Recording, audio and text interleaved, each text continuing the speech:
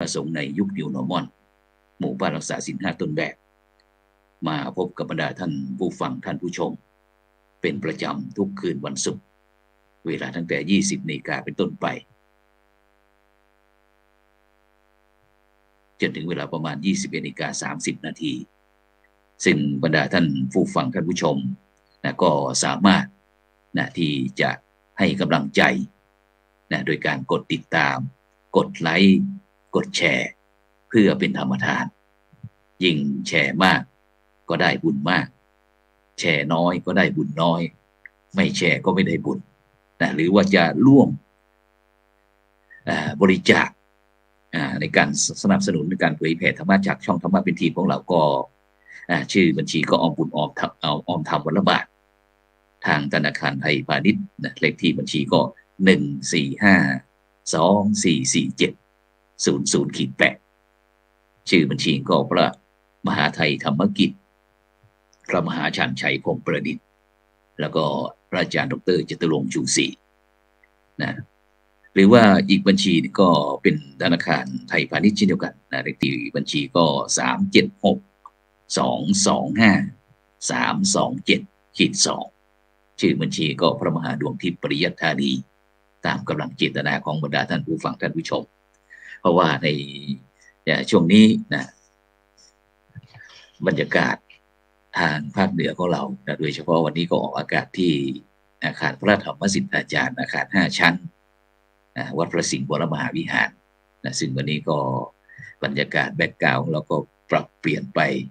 เข้าสู่กับบรรยากาศโหมดปลายฝนต้นหนาวฉะนั้นก็แม้กระทั่งช่องธรรมะเป็นทีมของเราก็เช่นเดียวกันบรรดาท่านผู้ฟังตอนนี้เราก็มีการปรับออกอากาศตลอดทั้ง7 วันซึ่งสถานีธรรมะออนไลน์ของเราก็คุ้มค่าทุกนาทีสถานีธรรมะออนไลน์Facebook ทาง YouTube Facebook นั้นก็ทางโสพลปริยัติหรือว่าถ้าเป็นทาง YouTube ก็ธรรมะเป็นทีม Channel ธรรมะเป็นทีม Channel นอกจากนั้นก็ยังมีทางFacebook ของท่านอาจารย์พระครูสุนทรธรรมนิเทศจังแล้วก็ท่านพระอาจารย์สาธิตธีรปัญโยท่านอีกหลายท่านแม้กระทั่งของท่านอาจารย์พระมหาพีรวัตรทิตธรรมโมจากจังหวัดชลบุรีแล้วก็จากภาคีเครือข่ายของ8 จังหวัดภาคเหนือของเราฉะนั้นก็ปรับรายการ2 ทุ่มจนถึง4 ทุ่มซึ่งตั้งแต่วันจันทร์วันเสาร์วันเสาร์เนาะวันเสาร์รายการนี้ก็วันเสาร์ก็จะเป็นรายการคลินิกธรรมทีมงานท่านอาจารย์พระมหาพีรวัตรทิตธรรมโมวัดนอกจังหวัดชลบุรีวันอังคารก็เป็นรายการธรรมบทศึกษาท่านทีมงานของพระอาจารย์ดร.จตุรงค์ชูศรีหรือว่าอาจารย์สุโภจากวัดวิเศษการกรุงเทพมหานครวันพุธนั้นก็จะเป็นเสียงธรรมเสียงทองทีมงานของท่านอาจารย์พระครูอภิวัฒนวิกรมจากจังหวัดเชียงใหม่พร้อมทั้งภาคีเครือข่ายขึ้นสีขาววันพฤหัสรายการธรรมาภิวัตรถ้าโดยพระอาจารย์สาธิตธีรปัญโยจากสถาบันธรรมาภิวัตรอำเภอแม่เมาะจังหวัดลำปางแล้วก็วันศุกร์นี้ก็เป็นรายการสังฆพัฒนาเพื่อประชาชนซึ่งก็จะได้นำผลงานของทั้งหมู่บ้านรักษาศีล5ต้นแบบวัดประชารัฐสร้างสุขหรือว่าหน่วยอบรมประชาชนประจำตำบลพร้อมทั้งพระบทบาทของพระมหาเถระต่างๆไม่ว่ากิจกรรมร่วมสมัยแล้วก็จะมาคุยกันในรายการสังฆพัฒนาเพื่อประชาชนแม้กระทั่งการช่วยเหลือประชาชนในเรื่องที่พักที่อาศัยแม้กระทั่งอย่างหน่วยกู้ภัยหรือว่าการบริจาคเรื่องบ้านหลังสุดท้ายแม้กระทั่งสิ่งเราจะมีอยู่ในหมู่บ้านรักษาศีล5ตรงนี้สิ่งเดี๋ยวเราจะมาคุยกันแล้วก็ส่วนวันเสาร์นี่ก็จะเป็นรายการพระพุทธศาสนา4 แผ่นดินซึ่งเราก็จะเอาพี่น้องประเทศจีนประเทศพม่าหรือว่าเมียนมาประเทศลาว แล้วก็ประเทศไทยนะมาคุยกันเกี่ยวกับเรื่องวิถีธรรมวิถีพุทธนะว่าวิถีพี่น้องพุทธศาสนิกชนทั้ง4ประเทศเนี่ยเป็นอย่างไรบ้างในการพุทธศาสนา4แผ่นดินแล้วก็เรื่องความเชื่อนะแล้วก็วันอาทิตย์ก็จะเป็นรายการเห็นธรรมเห็นเราแต่ซึ่งโดยเฉพาะอาทิตย์นี้ก็เราก็จะได้นำวิถีไตรลื้อนะวิถีไตรลื้อหรือว่าสายบุญทอสายบุญนะเกี่ยวกับเรื่องจุลกฐินแบบพี่น้องไทยลื้อนะซึ่งก็เป็นอีกคนไทยอีกกลุ่มหนึ่งนะที่มีเชื้อสายจากพี่น้องไทยลื้อต่างๆนะฉะนั้นมันก็จะเป็นการสืบสานจารีตประเพณีวัฒนธรรมต่างๆนะทางช่องของเราฉะนั้นก็บรรดาท่านผู้ฟังท่านผู้ชมที่ติดตามทาง Facebook ทาง YouTube นะหรือว่าทางภาคีเครือข่ายต่างๆก็สามารถที่จะส่งข้อความมาทางอินบ็อกซ์นะหรือว่าจะกดให้กำลังใจหรือการกดติดตามกดไลค์กดแชร์นะเพื่อเป็นธรรมทานนะซึ่งโดยเฉพาะในช่วงนี้ก็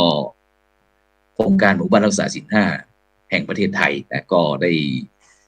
กิจกรรมประจำปี2566ก็เหลือแต่เพียงที่จะสรุปงานจัดมหกรรมหมู่บ้านรักษาศีล 5ต้นแบบ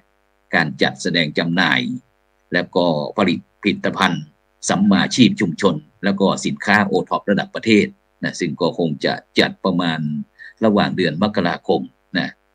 2567ณวัดไร่ขิงพระอารามหลวงตำบลไร่ขิงอำเภอสามพรานจังหวัดนครปฐมฉะนั้นก็หมู่บ้านรักษาศีล 5ของเราก็เตรียมตัวนะเพราะว่าทุกจังหวัดนั้นก็จะได้นำหน่วยผลงานของหน่วย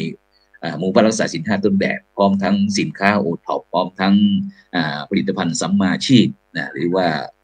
รัฐวิสาหกิจชุมชนอะไรต่างๆไปประกอบการค้าการขายเปิดตลาดนะเพื่อที่จะเปลี่ยนจากทรัพย์สินมาเป็นทุนให้หมู่บ้านชุมชนของเราได้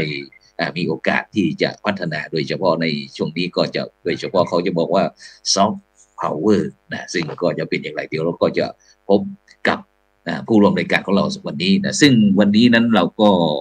ได้รับความเมตตาจากหมู่บ้านรักษาศีล 5ต้นแบบบ้านท่าข้ามหมู่ที่1ตำบลท่าข้ามอำเภอชนแดนจังหวัดเพชรบูรณ์นะซึ่งวันศุกร์ก่อนนะซึ่งก็ต้องขออภัยกับบรรดาท่านผู้ฟังท่านผู้ชมแต่เพราะว่าเราบอกว่าคุยกับตัวแทนหมู่บ้านรักษาศีล 5ต้นแบบว่าเราจะปิดจ็อบที่บ้านท่าข้ามแต่ปิดไม่ลงเนื่องจากวันศุกร์ก่อนนั้นมีปัญหาเรื่องระบบนะฉะนั้นวันนี้แน่นอนละนะครบทีมงานพร้อมนะฉะนั้นวันนี้เราก็จะไปพบกับผู้ร่วมรายการของเราวันนี้นะรูปแรกไปที่ท่านอาจารย์พระมหาพรประกิตกิติมโนนะเจ้าคณะตำบลท่าข้ามนะเจ้าอาวาสวัดสิริรัตน์วนารามตำบลท่าข้ามอำเภอชนแดนจังหวัดเพชรบูรณ์นมัสการครับท่านอาจารย์มหาครับผมครับถวายความเคารพพระครูครับผมเป็นยังไงบ้างครับวันนี้กลับมาแก้มือหน่อยวันนี้ ได้ทักทายกับบรรดาท่านผู้ฟังท่านผู้ชมหน่อยก็ขอเจริญพรกับบรรดาท่านผู้ฟังนะแล้วก็ท่านผู้ชมทุกท่านวันนี้ก็ถือว่าเป็นโอกาสอีกครั้งหนึ่งนะที่ได้โอกาสนี้มาแสดงอะไรวิสัยทัศน์หรือว่าพูดถึงเรื่องหมู่บ้านรักษาศีล 5ของตำบลท่าข้ามอำเภอชนแดนจังหวัดเพชรบูรณ์ก็ถือว่ารู้สึกว่าเป็นเกียรตินะที่ตำบลท่าข้ามของเราได้เป็นหมู่บ้านรักษาศีล 5อันดับ1ของภาค4นะผมพูดไม่ผิดนะครับก็แล้วก็ได้เป็นมีโอกาสได้เป็นตัวแทนที่จะนำของดีของบ้านท่าข้ามที่ไปแสดงที่วัดไร่ขิงก็รู้สึกว่าเป็นเกียรตินะก็สำหรับงานศีล 5ที่ผ่านมาก็รู้สึกว่าเป็นอย่างไรบ้างก็ญาติโยมธรรมดาญาติโยมก็ช่วยเวลาที่วัดมีงานอะไรธรรมดาญาติโยมก็ช่วยกันดีอยู่แล้วไม่ว่าจะงานต่างๆงานแล้วก็ญาติโยมชาวบ้านท่าข้ามทั้ง8ชุมชนนี่ก็กว้างมากขึ้นในส่วนของเรื่องอบต.เข้ามาด้วยแล้วก็มีท่านกำนันแล้วก็ผู้ใหญ่บ้านแต่ละหมู่ก็มาร่วมด้วยช่วยกันทำให้งานนี้ออกมาสำเร็จแล้วก็ไม่ว่าจะเป็นทางกองสาธารณสุขแล้วก็ทางรพสต.ที่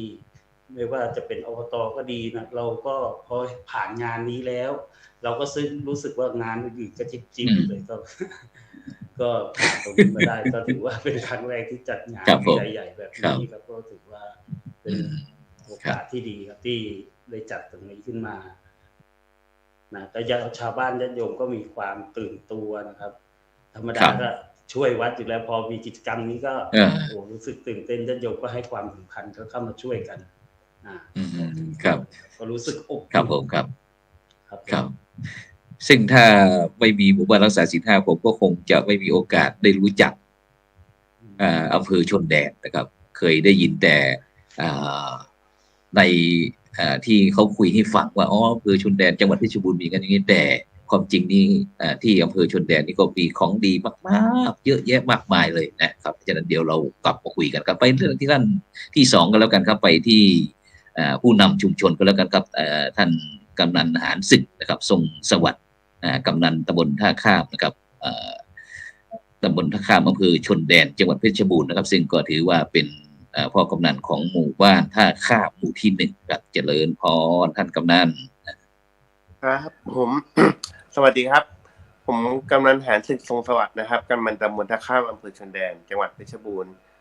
ในเรื่องโครงการหมู่บ้านศีล 5ที่ผ่านมานะครับทางวัดศรีรัตน์ก็มีพันธกิจในการขับเคลื่อนอยู่แล้วครับก็คือทางด้านกายภาพก็คือมีการปรับปรุงพัฒนาวัดให้ร่มรื่นมีการปลูกต้นไม้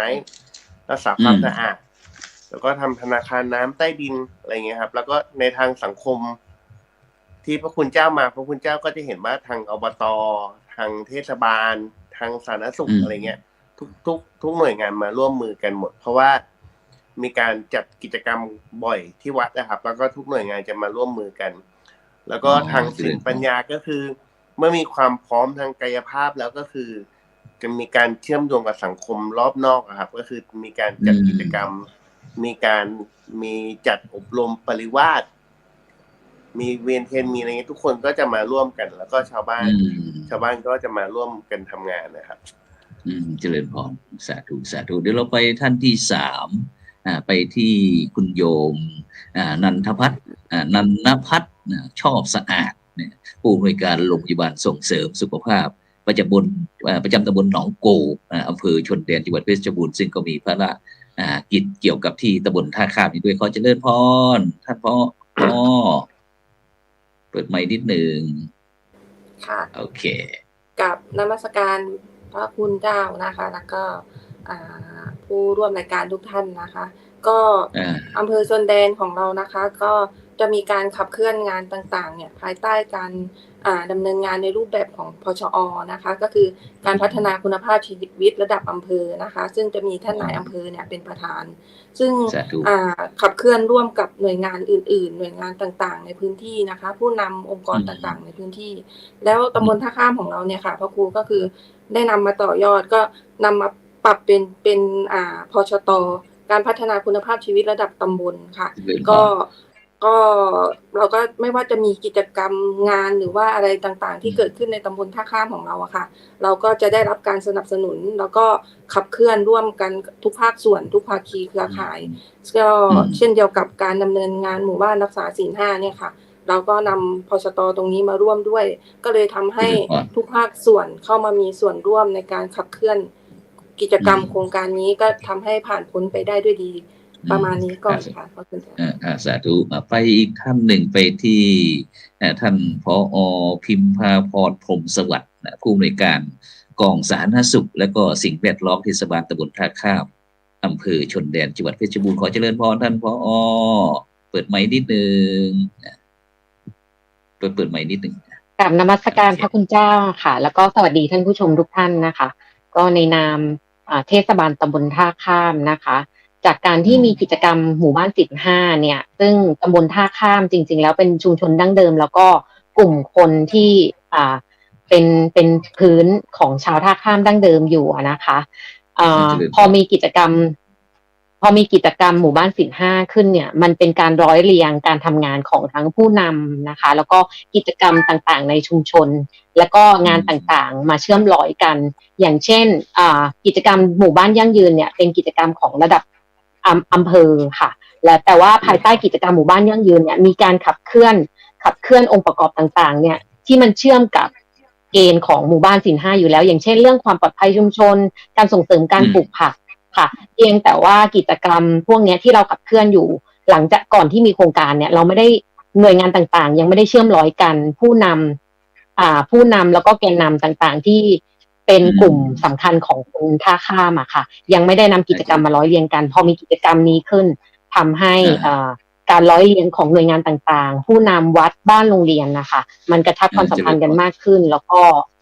ก็ทำให้ชุมชนหลังจากกิจกรรมชาวบ้านที่อยู่ในชุมชนนะคะได้รับประโยชน์จากกิจกรรมโครงการนี้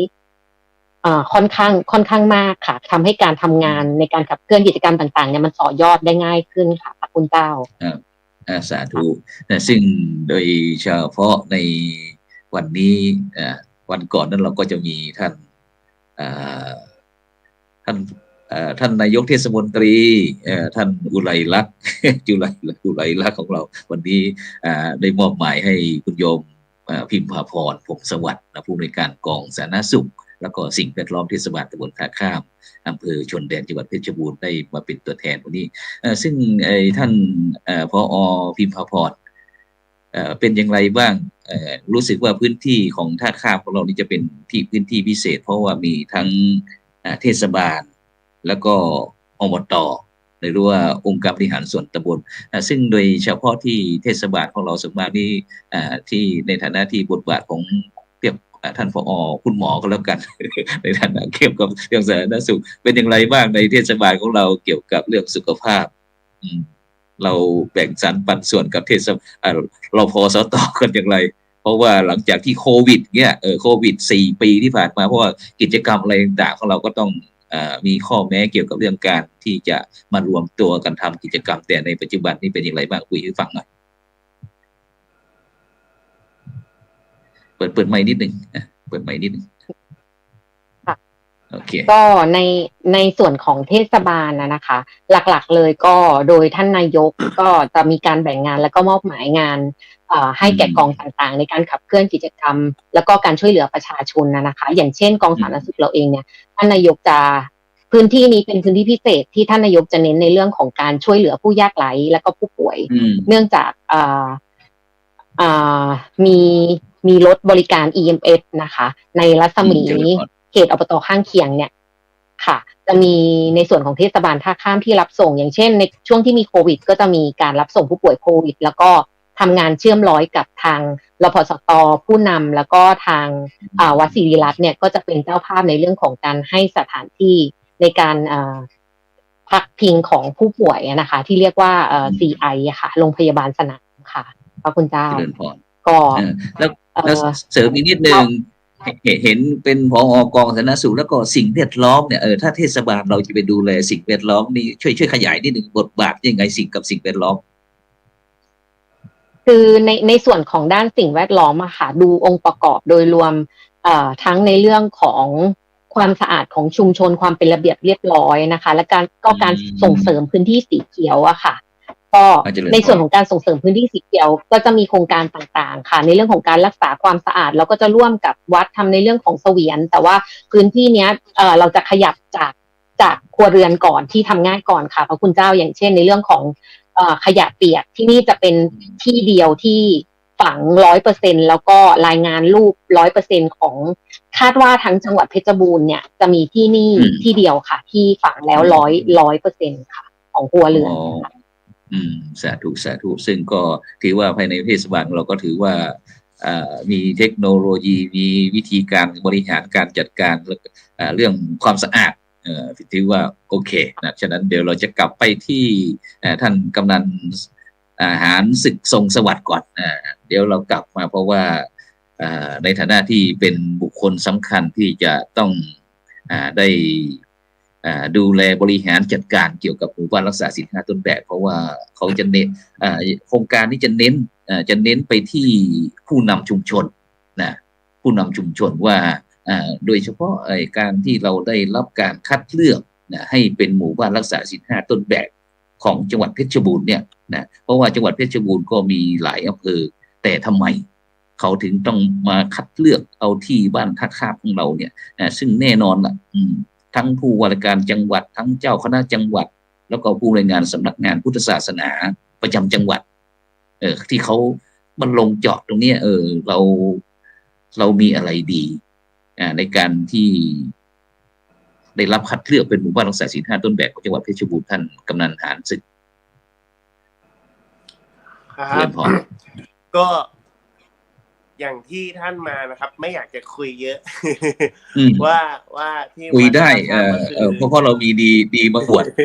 แต่เราไม่ได้อวดดีแต่เรามีความพร้อมในหลายด้านนะครับพร้อมยังไงคุยฟังหน่อยสถานที่แล้วก็เรื่องบุคลากรเรื่องอะไรเงี้ยก็คือเป็นสถานที่อบรมของวัดด้วยของวัดมหาธาตุที่เพชรบูรณ์ด้วยแล้วก็มีสถานที่กว้างขวางมีสถานที่อบรมมีการจัดปฏิวาสบ่อยเจ้าคณะจังหวัดเคยมาแล้วก็มีการจัดกิจกรรมบ่อยๆของอำเภอครับที่เขามอบหมายให้ท่าข้ามรับผิดชอบแล้วที่ผ่านมาก็คือสามารถทำได้เรียบร้อยสวยงามเจริญพรซึ่งโดยเฉพาะเนี่ยที่พระอาจารย์ได้พูดถึงแต่เบื้องต้นว่าที่บ้านท่าข้ามของเราเนี่ยมันเป็นเขตพื้นที่ที่ติดต่อเกี่ยวเนื่องกันระหว่างองค์การบริหารส่วนตำบลหรือว่าอบต.แล้วก็ของเทศบาลเนี่ยบริหารจัดการยากไหมในส่วนของวัดศิริรัตน์เลยนะครับก็คือจะอยู่ในเขตของเทศบาลไม่เฉพาะหมู่บ้านของเราเนี่ยเพราะว่าวัดนี่เป็นส่วนหนึ่งนะวัดนี่เป็นส่วนหนึ่งวัดเป็นส่วนหนึ่งแต่ที่โครงการหมู่บ้านรักษาศีล 5ต้นแบบนี่คือเรื่องหมู่บ้านเลยครับก็คือหมู่หนึ่งก็คือหมู่หนึ่งโดยประมาณนะครับ 95% อยู่ในเขตเทศบาลทั้งหมดนะครับแล้วอีก 5% จะอยู่ในเขตอบต.ซึ่งก็คือจะเป็นแค่รอบนอกเฉยๆแต่ว่าหลักๆก็คือจะเป็นเทศบาลแล้วก็ที่ผ่านมาก็คือทางเทศบาลเขาก็มีการช่วยเหลือกิจกรรมร่วมกับทางวัดบ่อยครั้งมากแล้วก็ที่ผ่านมาคือช่วยเยอะมากครับทั้งทางฝ่ายสาธารณสุขแล้วก็หลายๆฝ่ายร่วมกันอย่างที่ผมเคยมีประสบการณ์ร่วมก็คือการทำโรงพยาบาลสนามนะครับการทำศูนย์พักคอยที่วัดนี่แหละครับก็คือร่วมกับทางอนามัยทางรพสต.ไปร่วมจัดทำกับเทศบาลด้วยทำศูนย์พักคอย2 ครั้งแล้วครับทำแล้วก็เลิกทำแล้วก็เลิกเจริญพรฉะนั้นก็ไม่มีปัญหาอะไรเกี่ยวกับเรื่องการบริหารจัดการระหว่างเทศบาลกับอบต.นะเพราะว่า2หน่วยงานนี้ก็จะมีภารกิจในการที่จะเกี่ยวกับเรื่องการบริหารนะถ้าการปกครองก็จะเป็นส่วนบ้านเมืองทั้งอำเภอทั้งกำนันทั้งผู้ใหญ่ต่างๆนะซึ่งไม่ว่าจะเป็นทั้งเทศบาลทั้งอบต.เนี่ยเขาเป็นภาคีเครือข่ายของหมู่บ้านรักษาศีล 5ของเราที่เขามาสนับสนุนเราฉะนั้นเดี๋ยวเราจะไปที่ท่านอาจารย์พระมหาบรประกิจกันแล้วกันท่านอาจารย์มหาในฐานะที่เป็นส่วนหนึ่งบ้านวัดราชการสถานศึกษาส่วนราชการอะไรต่างๆเนี่ยแล้วเพิ่มโรงเรียนอะไรต่างๆนี้เข้ามานะครับซึ่งโดยเฉพาะท่านอาจารย์มหาในฐานะที่เป็นศูนย์รวมใจเดี๋ยวของหมู่บ้านรักษาศีล 5ของเราที่เดี๋ยวปิดแป๊บหนึ่งเรียนเสียงอาจารย์มหาได้ยินผมไหมครับผมได้ยินครับครับอาจารย์มหาครับได้ช่วยขยายเพิ่มเติมกับท่านกำนันหานศึกสักนิดหนึ่งว่าในการที่เราเป็นหมู่บ้านรักษาศีล 5ต้นแบบเนี่ย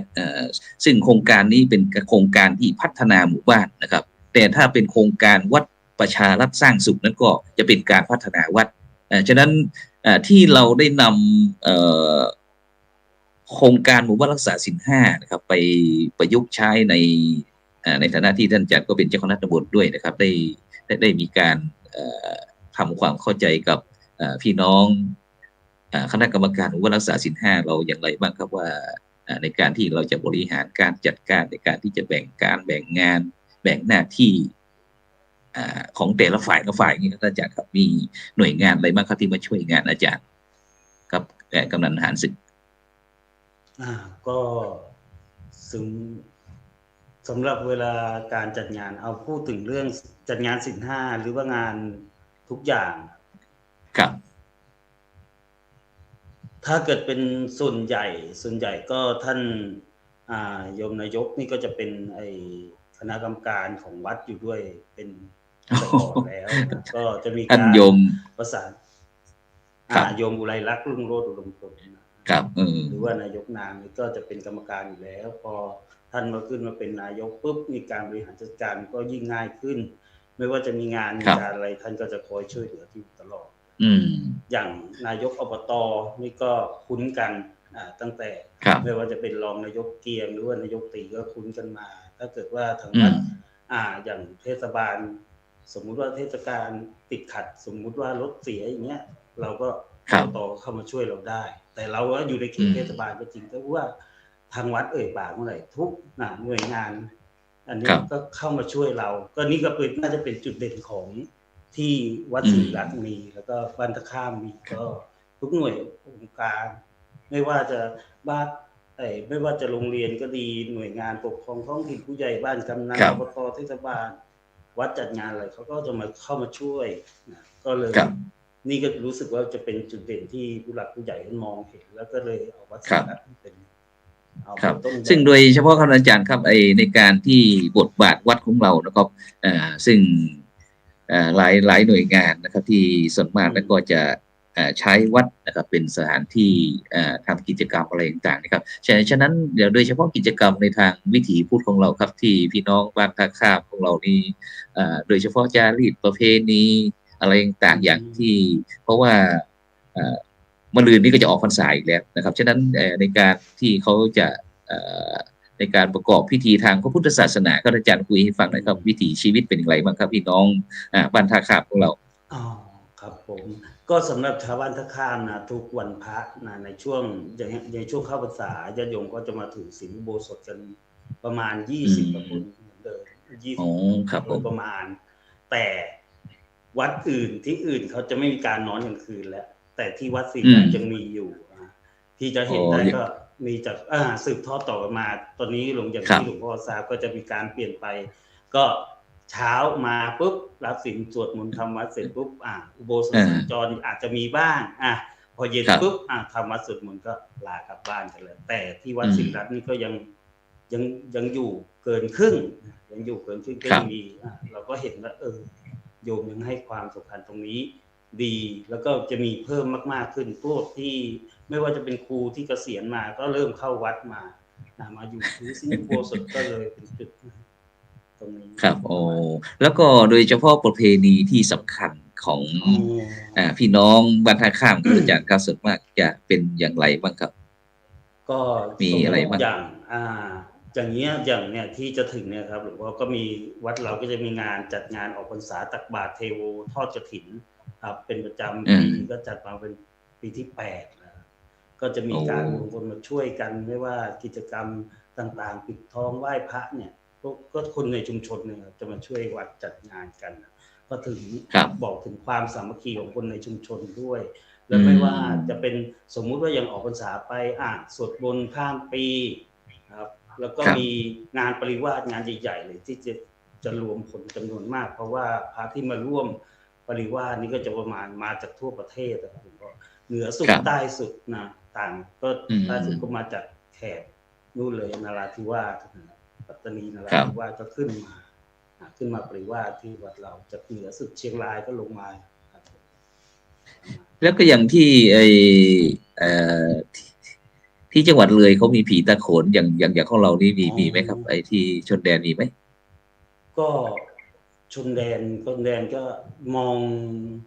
มันคล้ายๆกับตำบลท่าข้ามของเราครับมัน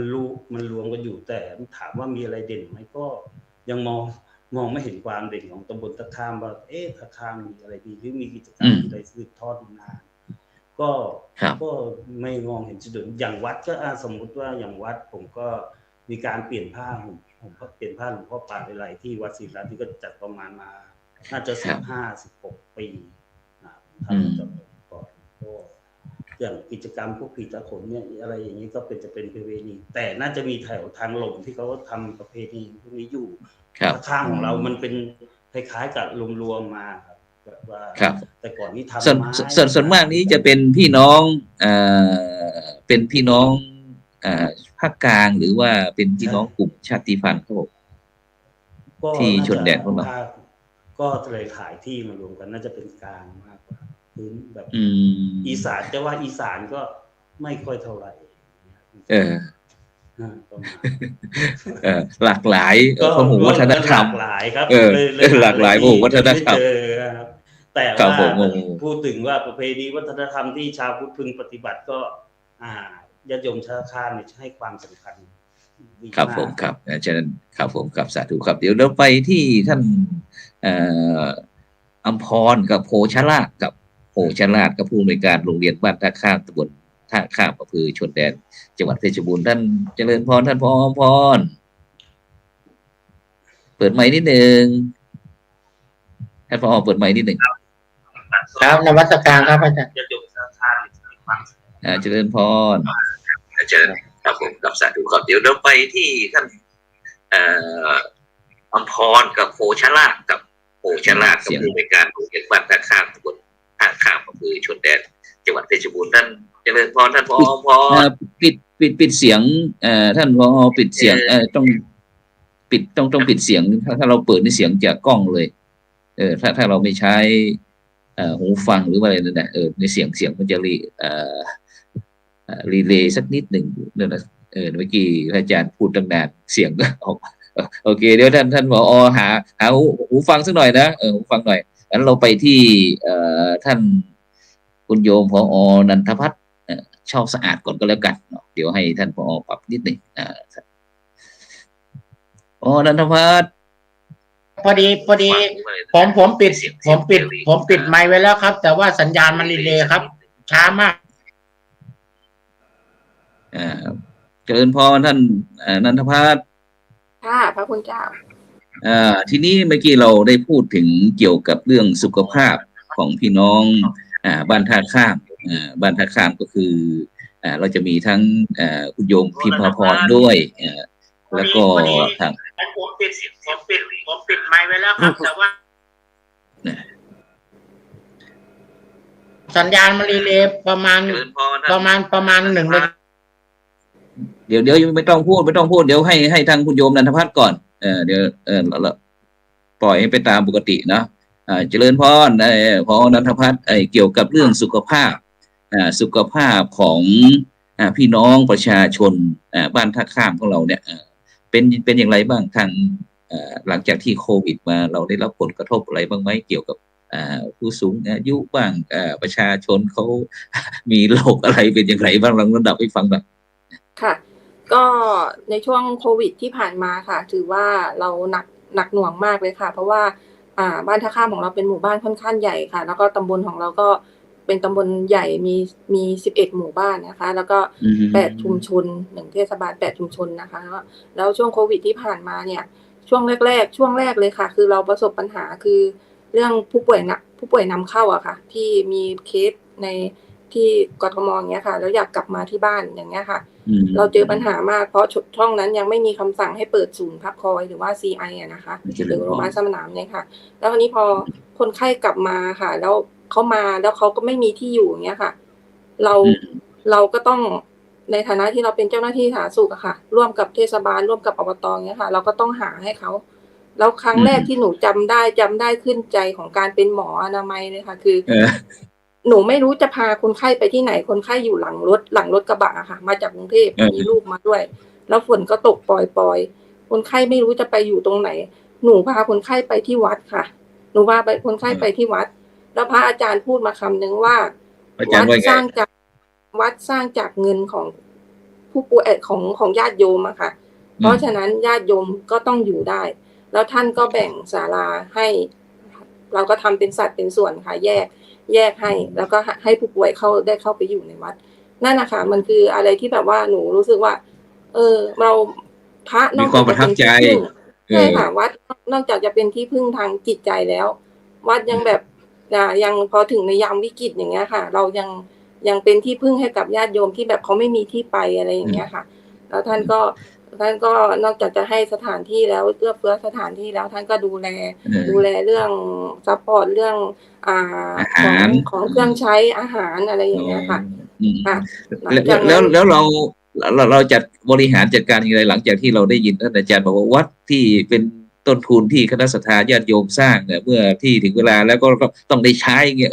เราไปทำอย่างไรไปประสานงานกับทั้ง เทศบาลทั้งอบตอะไรอย่างไรหรือเปล่าวันนั้นท่านนายกก็พาไปด้วยค่ะท่านนายกก็ได้เห็นได้ทราบถึงปัญหาเพราะว่าท่านเป็นคนพาไปเองท่านก็จะได้เห็นท่านก็ได้ทราบถึงปัญหาท่านก็สั่งทุกคนร่วมมาร่วมปรับปรุงบูรณะให้ทำเป็นศูนย์ CI อะค่ะศูนย์พักคอยอะค่ะให้กับผู้ป่วยแล้วหลังจากนั้นไม่นานก็ได้มีคำสั่งจากส่วนกลางมาว่าให้ทางอบต.ท้องถิ่นนะคะจัดตั้งศูนย์ CI ศูนย์พักคอยให้กับผู้ป่วยอย่างเงี้ยค่ะก็เราก็ปรับปรุงมาเรื่อยๆจนเป็นมีแหล่งที่พักให้กับผู้ป่วยอะค่ะจนสถานการณ์ที่ศูนย์พักคอยค่ะแล้วมีใครในหน่วยงานไหนมาช่วยอย่างที่ในท้องที่อย่างในหมู่บ้านที่เห็นว่าจะมีเขาเรียกอะไรอสม.หรืออาสาสมัครประจำหมู่บ้านเลยเขามีส่วนร่วมยังไงบ้างคุยให้ฟังหน่อยแต่ละหมู่บ้านอสม.นี่คือพระเอกนางเอกเลยค่ะตัวจริงเลยคือเขาอยู่กับผู้ป่วยตั้งแต่เริ่มรับเขาผู้ป่วยจะโทรหาเขาก่อนที่จะเข้ามาในหมู่บ้านนะคะเขาจะเป็นคนประสานงานแจ้งมาที่เราแจ้งไปที่หน่วยงานอบต.เทศบาลอย่างเงี้ยค่ะเพราะว่าจะมีผู้ป่วยเข้าพื้นที่นะอะไรอย่างเงี้ยค่ะแล้วหรือแม้กระทั่งมีเคสในพื้นที่เขาก็จะเป็นคนรู้คนแรกเขาก็จะเหมือนแบบรู้ทุกอย่างในหมู่บ้านนะคะเพราะเขาเป็นหมอคนที่1อสม.คือหมอคนที่1นะคะคือใกล้กับป่วยที่สุดเขาก็จะรู้ทุกอย่างแล้วเขาก็จะเป็นคนที่แบบดูแลทุกอย่างของประชาชนในพื้นที่อะค่ะอย่างเช่นเขายกตัวอย่างเรื่องโควิดอีกอย่างค่ะคือช่วงที่มีสถานการณ์โควิดผู้ป่วยเบาหวานความดันเขาก็จะมารับยาที่อนามัยที่รพสต.ไม่ได้เพราะว่าช่วงนั้นก็จะมีการเว้นระยะห่างใช่ไหมคะอสม.ก็จะต้องไปวัดความดันเจาะเลือดปลายนิ้วให้กับผู้ป่วยเบาหวานความดันเพื่อนำค่าความดันค่าน้ำตาลมาให้หมอที่รพสต.แล้วหมอรพสต.ก็จะจัดยาแล้วก็อสม.ก็จะเป็นคนนำยาไปให้ผู้ป่วยที่บ้านอย่างเงี้ยค่ะก็เป็นนวัตกรรมใหม่เกิดขึ้นเราเรียกว่าอสม.ไรเดอร์ก็คืออสม.จัดส่งยาให้กับผู้ป่วยในช่วงสถานการณ์โควิดประมาณนี้ค่ะแล้วในปัจจุบันนี้หลังจากที่ตอนนี้สถานการณ์โควิดของเราได้เบาบางหรือว่าได้ซาลงแล้วเป็นอย่างไรบ้างตอนนี้การทำงานของตอนนี้การทำงานถ้ามองในเรื่องของสถานการณ์โควิดมันก็คลี่คลายไปแล้วนะคะการทำงานอื่นๆก็ยังคงเหมือนเดิมค่ะอสม.ก็ปฏิบัติหน้าที่เหมือนเดิมแล้วก็เราก็จะไปเน้นกันที่ตอนนี้เราเข้าสู่สังคมผู้สูงอายุอะค่ะผู้สูงอายุในพื้นที่ก็จะมากขึ้นแล้วก็ปัญหาการดูแลอะไรต่างๆเนี่ยค่ะก็จะมีมากขึ้นแล้วก็ประสานงานกับหน่วยงานในพื้นที่แล้วก็อสม.เงี้ยค่ะดูแลผู้สูงอายุในพื้นที่ของเราเพื่อไม่ให้ผู้สูงอายุได้เขาเรียกว่าได้รับการเป็นอยู่ที่ดีขึ้นคุณภาพชีวิตดีขึ้นอย่างเงี้ยค่ะสาธุเอาไปที่เทศบาลก็แล้วกันท่านผอ.พิมพาพรพงศ์สวัสดิ์ผู้อำนวยการกองสาธารณสุขแล้วก็สิ่งแวดล้อมของเราเทศบาลท่าข้ามตำบลท่าข้ามของเราเนี่ยงานเดียวกันนี่แหละโควิดเราไม่มีส่วนร่วมยังไงกับเขาบ้างเนี่ยเมื่อเจอประสบภัยแบบนี้ไฟจากธรรมชาติโรคระบาดนี้ท่านพิมพาพรทางเทศบาลเราทำอย่างไรบ้างก็ต้องขออนุญาตเล่าแทนน้องๆแล้วกันนะคะพอดีว่าในช่วงที่ระบาดโควิดหนักในช่วงปี2563รอยต่อแล้วก็2564อะค่ะก็จะเป็นน้องอีกท่านหนึ่งที่รักษาการอยู่แล้วก็ในตัวหนูเองเนี่ยเพิ่งย้ายมาแต่ว่าได้ทราบวิธีการทำงานของพื้นที่นะคะซึ่งเจ้าหน้าที่เดิมเนี่ยของกองสาธารณสุขเนี่ยเป็นคนที่อยู่ในชุมชนมายาวนานแล้วก็เกือบทั้งหมดอะค่ะเป็นคนท่าข้ามหมดเลยค่ะพระครูทีนี้พอเกิดมีโรคระบาดมันก็เหมือนพี่น้องเขาได้รับผลกระทบในการช่วยเหลือก็ในส่วนของเทศบาลก็จะมีทั้งถุงยางชีพค่ะอันเนี้ยท่านนายกจะให้สนับสนุนในถุงยางชีพให้การช่วยเหลือจะเป็นพื้นที่นี้จะเป็นพื้นที่ที่ครอบคลุมถุงยางชีพเนี่ยช่วยเหลือทุกครัวเรือนค่ะอันนี้ก็คือที่ท่านนายกให้ความอนุเคราะห์ในเรื่องของรถรับส่ง EMS เนี่ยก็รับส่งผู้ป่วยค่ะแล้วก็วัสดุอุปกรณ์ต่างๆเนี่ยที่นี่ก็ระดมทรัพย์ในเรื่องของสนับสนุนในเรื่องของการจัดทำโรงพยาบาลสนามแล้วก็จะซื้อวัสดุอุปกรณ์ต่างๆสนับสนุนให้กับทางทีมพยาบาลแล้วก็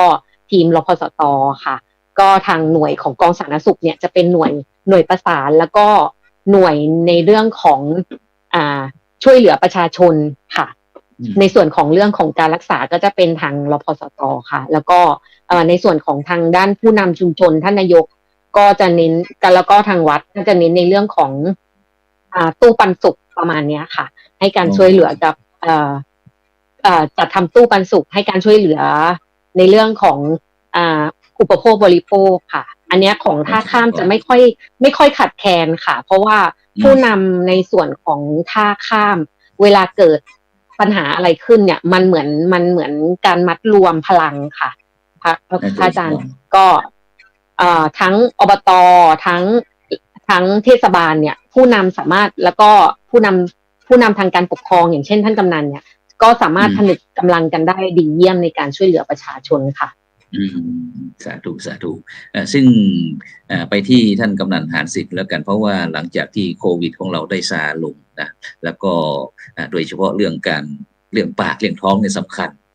กลุ่มสมาอาชีพอะไรต่างๆทีนี้มันจะได้รับผลกระทบท่านกำนันแน่นอนละคนว่างงานไม่มีรายรับรายได้ทีนี้เราจะไปช่วยพี่น้องประชาชนที่ได้รับผลกระทบนี้อย่างไรทางผู้นำชุมชนของเรามีเกี่ยวกับเรื่องกองทุนสวัสดิการอะไรบ้างไหมที่บ้านท่าข้ามของเราครับช่วงนี้นะครับก็เรื่องผลกระทบจากโรคติดต่อภัยพิบัติอะไรมันไม่มีตอนนี้มันจะเป็นภัยธรรมชาติมากกว่าก็คือช่วงเนี้ยกำลังเก็บเกี่ยวข้าวอยู่ดีฝนตกอย่างเงี้ยครับมันก็คือมันทำให้เสียราคาให้พืชผลมันเสียไปส่วนวิธีการแก้ไขนะครับตอนนี้ก็คือเทศบาลก็มีการทำอาชีพเสริมตอนนี้อยู่นะครับที่ทำอยู่ก็คือมีทำพรมเช็ดเท้าเดี๋ยวคาดว่าจะเอาไปโชว์ที่นู่นแหละครับที่วัดไร่ขิงแล้วก็โดยพื้นฐานอยู่แล้วก็คือจะมีสวนเศรษฐกิจพอเพียงที่เทศบาลท่าข้ามอยู่แล้วครับแล้วก็ที่วัดก็จะมีการปลูกผักปลูกอะไรเงี้ยให้ชาวบ้านไปเรียนรู้แล้วก็เอาไปใช้บริโภคได้เพื่อลดรายจ่ายในส่วนนี้ก็คือมันจะมีองค์ความรู้อยู่แล้วครับที่เทศบาลแล้วก็ที่วัดด้วยชาวบ้านสามารถนำไปประยุกต์ใช้ได้ครับแล้วที่โดยเฉพาะพี่น้องของเราส่วนมากที่หมู่บ้านท่าข้ามของเราก็จะมีอาชีพประจำนี่ก็จะเป็นเกี่ยวกับเรื่องทำประกอบสัมมาอาชีพอะไรเอ่ยถ้าหลักๆในเขตเทศบาลก็คือจะเป็นการค้าขายก็รับจ้างครับแล้วก็จะมีเขตรอบนอกนี่จะเป็นเกษตรส่วนใหญ่เกษตรทำนาใช่ไหมทำนาแล้วก็ทำไร่ข้าวโพดอะไรอย่างเงี้ยครับแล้วก็เรื่องสวัสดิการอย่างกองทุนหมู่บ้านของเรานี่มีกองทุนในการที่จะช่วยสงเคราะห์ผู้ได้รับผลกระทบทั้งภัยธรรมชาติทั้งอะไรบ้างไหมที่ในหมู่บ้านเรามีกองทุนอะไรบ้างในส่วนเรื่องภัยธรรมชาติจะเป็นของอำเภอครับจะมีเกษตรอำเภอที่เขารับผิดชอบตรงส่วนนี้มากกว่าแต่ว่าสำนักงานกองทุนหมู่บ้านที่จะเกี่ยวกับเรื่องการกู้ยืมเงินนี้ก็คือตั้งอยู่ในเขตวัดศิริรัตน์เหมือนกันขอใช้พื้นที่วัดตั้งสำนักงานกองทุนที่นั่นแหละครับก็คือจะติดต่อกันได้ง่ายเพราะว่าผมเคยมีตำแหน่งประธานกองทุนหมู่บ้านผมก็มีการจัดทำลานตากข้าวโพดตักพืชผลทางเกษตรไปในวัดนะครับเป็นที่จอดรถได้ด้วยแล้วก็มีตู้ดื่มให้วัดอย่างนั้นนะครับเวลาญาติโยมต้องการใช้น้ำมีงานที่วัดก็สามารถจะประโยชน์ตู้น้ำนั้นได้เจริญพรนอกจากที่จะมีกองทุนหมู่บ้านแล้วก็จะโดยเฉพาะเราในฐานะที่เป็นประธานกองทุนเดิมแล้วก็มาเป็นผู้นำชุมชนด้วยเรามีการบริหารจัดการปันผลอย่างไรเอาเกี่ยวกองทุนเนี่ยเราไปทำอย่างไรให้มันเจริญงอกงามงี้เจริญพรก็จะมีการปล่อยกู้ครับกองทุนหมู่บ้านนะครับก็คือปล่อยกู้แต่ว่าถ้าเราจะปล่อยกู้ให้3รายหลักๆก็คือเอาเงินดอกเบี้ยตรงเนี้ยมาปันผลให้เพราะว่าผมเคยจัดปันผลให้สมาชิกไปรอบหนึ่งแล้วทีหนึ่งแล้วมาตอนหลังๆนี้ก็เปลี่ยนไปเขาก็กำลังจะทำอยู่แล้วครับให้เพื่อปันผลโดยใช้ดอกเบี้ยจากการปล่อยกู้นี่แหละครับแต่ว่าเงินที่มาเทร้านตักข้าวทำตู้หยอดน้ำนี่ก็คือมันเป็นงบประชารัฐตอนนั้นนะครับที่เขามอบให้กองทุนแล้วทีนี้กำนันดูแลเกี่ยวกับนอกจากที่จะเป็นทั้งประชาชนทั่วไปแล้วทีนี้อยากจะหันกลับมาทาง บรรดาเยาวชนหรือว่าเด็กคนรุ่นใหม่ของเราเนี่ยทางหมู่บ้านเรามีการดูแลเอาใจใส่อย่างไรในฐานะที่เขาจะเป็นผู้นำบุคลากรที่มีความสำคัญในอนาคตที่จะพัฒนาพันธะข้ามของเราเนี่ยเรามีการสนับสนุนเขาอย่างไรส่งเสริมอย่างไรอันนี้จะเป็นกิจกรรมร่วมกับทางโรงเรียนนะครับก็คือเวลามีอบรมศาสนาเงี้ยทางโรงเรียนก็จะพาไปที่วัดแล้วก็แป๊บนึงนะครับแบตผมจะหมดไปที่ท่านอาจารย์พระมหาพรประกิจเลยครับท่านอาจารย์มหาครับต่อเลยครับต่อได้เลยครับผมเกี่ยวกับเรื่องการพัฒนาบุคลากรโดยเฉพาะเยาวชนคนรุ่นใหม่ของเรานะครับเพราะว่าถือว่ามีความสำคัญด้วยนะครับเพราะว่าในปัจจุบันนี้นอกจากที่เมื่อก่อนนี้เราจะมีปัญหาเกี่ยวกับเรื่องสารเสพติดบ้างทั้งสุราการท่องเที่ยวแต่ในปัจจุบันนี้นะครับมือถือก็ถือว่าเป็นสิ่งเสพติดของสมัยยุคนิวนอร์มอนนะครับในปัจจุบันนี้ครับเป็นยังไงครับเรามีมาตรการอย่างไรบ้างได้คุยกับหมู่บ้านรักษาศีล 5ต้นแบบของเราว่าเราจะมีวิธีการยังไงโดยเฉพาะเทคนิคของวัดนะครับนิมนต์ครับอาจารย์มหาเปิดไมค์นิดครับอาจารย์มหาเปิดไมค์นิดหนึ่ง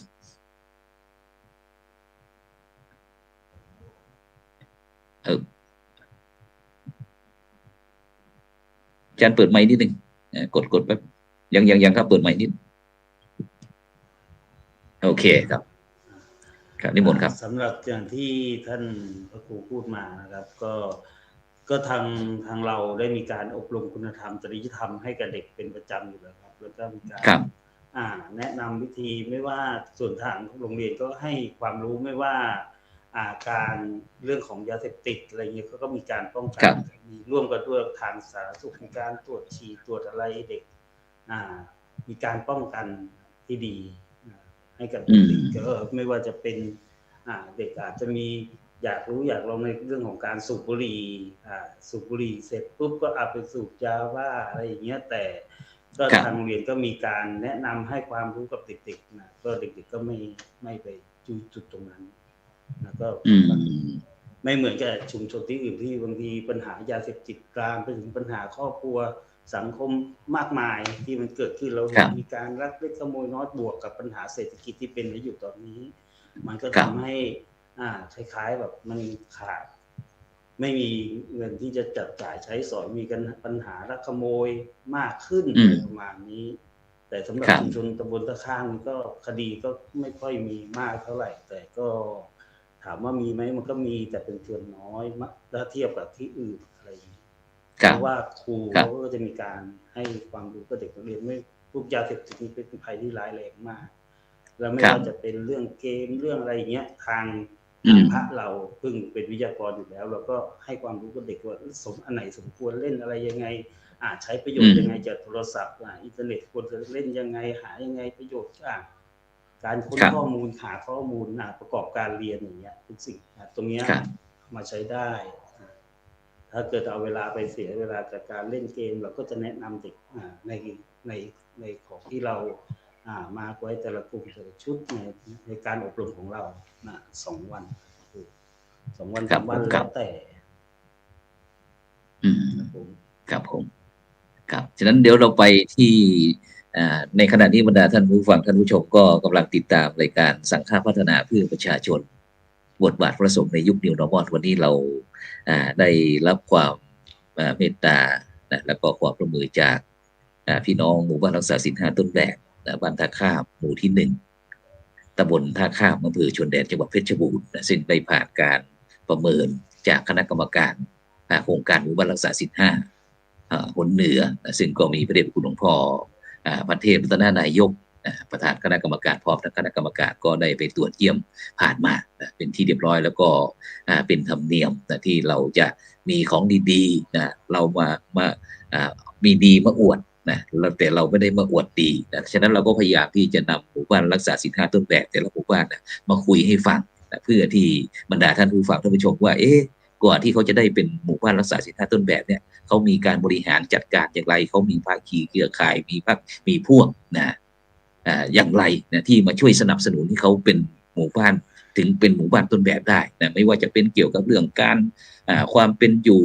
เรื่องอาหารการกินเรื่องการสัมมาอาชีพอะไรต่างๆแม้กระทั่งเรื่องศีลธรรมจริยธรรมอะไรต่าง การปกครองการบริหารการจัดการทุกสิ่งทุกอย่างนะถึงจะได้รับการคัดเลือกเป็นต้นแบบของจังหวัดนั้นๆนะฉะนั้นถือว่าไม่ธรรมดานะฉะนั้นก็วันนี้เรามีทั้งเทศบาลตำบลท่าข้ามนะทั้งองค์การบริหารส่วนตำบลหรือว่าอบตนะเพราะว่าเป็นเขตพื้นที่พิเศษนะมีทั้งองค์การบริหารส่วนตำบลแล้วก็เทศบาลแล้วก็มีท่านกำนันหารศึกเป็นผู้นำชุมชนอดีตนั้นก็บอกว่าเคยเป็นประธานโครงการกองทุนเงินล้าน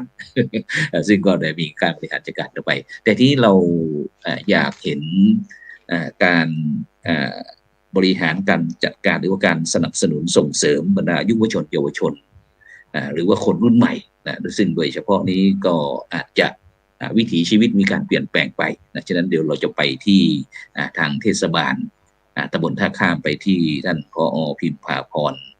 พรหมสวัสดิ์ซึ่งถือว่าเป็นคนรุ่นใหม่คนรุ่นใหม่ก็แล้วกันนะว่าทางเทศบาลเราเนี่ยมีการให้ความสำคัญเกี่ยวกับในการสนับสนุนบรรดายุวชนเยาวชนที่บ้านท่าข้ามอย่างไรบ้างท่านผอ.ในส่วนของเทศบาลนะคะเราก็จะมีกองการศึกษาที่ขับเคลื่อนในเรื่องของกิจกรรมของเด็กและเยาวชนนะคะส่วนใหญ่ในพื้นที่ของเทศบาลท่าข้ามอะค่ะก็จะเป็นรุ่นเด็กแล้วก็รุ่นในช่วงวัยรุ่นนะคะจะค่อนข้างมีจำนวนน้อยค่ะพระคุณเจ้าแล้วก็กิจกรรมที่ทางเทศบาลส่งเสริมส่วนใหญ่ก็ส่งเสริมในเรื่องของลานกีฬาแล้วก็อุปกรณ์กีฬาค่ะแล้วก็นานๆครั้งก็จะมีในเรื่องของการจัดการแข่งขันกีฬาอย่างเช่นเร็วๆนี้ของอำเภอชนแดนก็จะมีในเรื่องของจัดกีฬาฟุตซอลเปตองอะไรเงี้ยค่ะเพื่อสร้างกิจกรรมให้กับกลุ่มเด็กและเยาวชนนะคะที่ให้ห่างยาเสพติดและในส่วนของการป้องปรามทางเทศบาลเนี่ยจะดำเนินการในเรื่องของจัดซื้อชุดตรวจสารเสพติดเนี่ยสนับสนุนให้แก่ทางโรงเรียนบ้านท่าข้ามค่ะแล้วในส่วนของงานป้องกันเราก็มีการลาดตระเวนในช่วงกลางคืนค่ะในบริเวณของเขตเทศบาลเพื่อความปลอดภัยของชุมชนอย่างเงี้ยค่ะก็จะไม่ค่อยมีการซ่องสุมค่ะค่ะขอบคุณค่ะ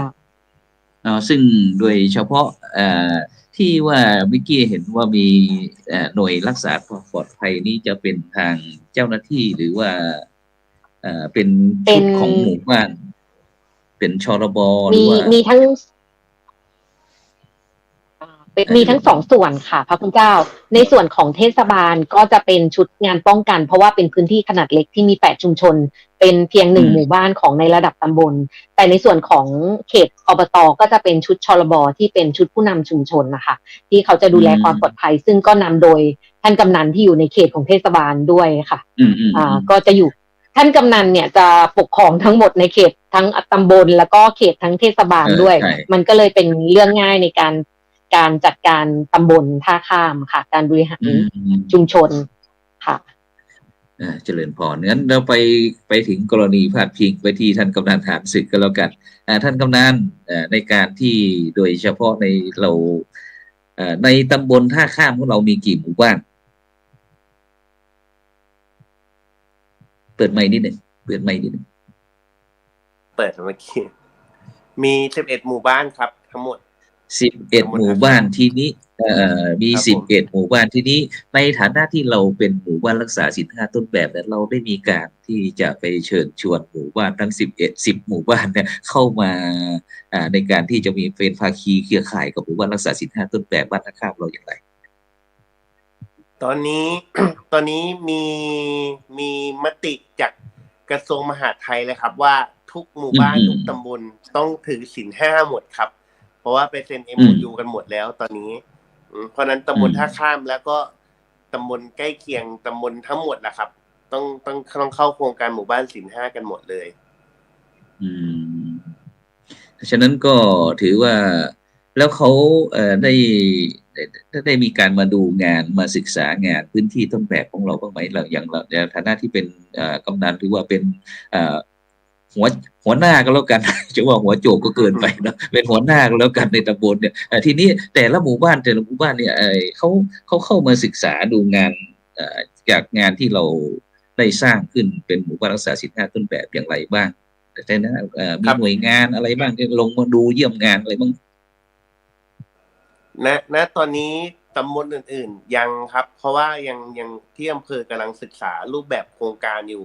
แต่ว่าที่เข้ามาปกตินี่คือก็จะมีทางพัฒนาการอำเภอครับที่เขาจะเข้ามาซึ่งมันเกี่ยวกับหมู่บ้านยั่งยืนอยู่แล้วเขาจะเข้ามาตรงนี้อยู่แล้วครับจะเป็นพัฒนาการอำเภอ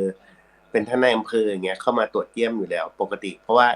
มันมีศูนย์เรียนรู้เศรษฐกิจพอเพียงด้วยก็คือใช้ความรู้ตรงส่วนเนี้ยไปขยายผลให้ที่อื่นได้ด้วยส่วนทั้งเรื่องการขับเคลื่อนวัดนี่ก็คือกำลังทำศึกษาอยู่เพื่อวางรูปแบบว่าจะต้องทำยังไงที่อำเภอครับเจริญพรฉะนั้นไปที่ผอ.นันทพัฒน์อีก